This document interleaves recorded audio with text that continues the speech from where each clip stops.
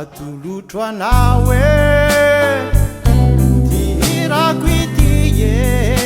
amama atolotro anao tsy ampiambambana atolotro anao fa tsy azovana nafony anambola telo ny kolo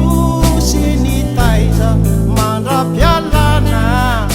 tety an-tany tety iraiko anao laikalompity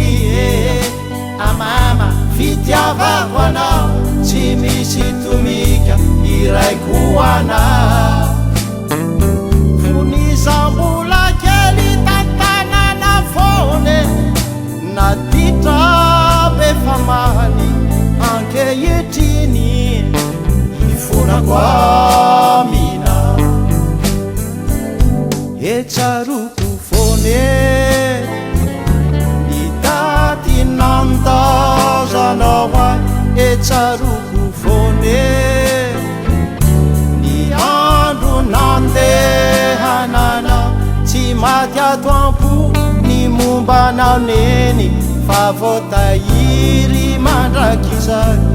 femboninkazo atolotro anao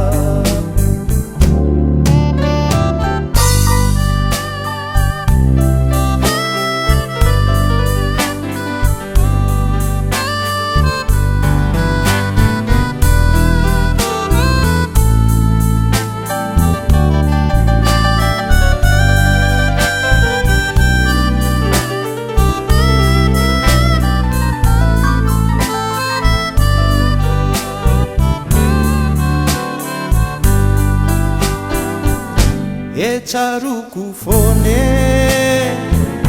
ny daty nandazanao ay etsaroko fone ny andro nandehanana tsy maty ato ampo ny mombanao neny fa voatahiry mandrakizay femboninkazo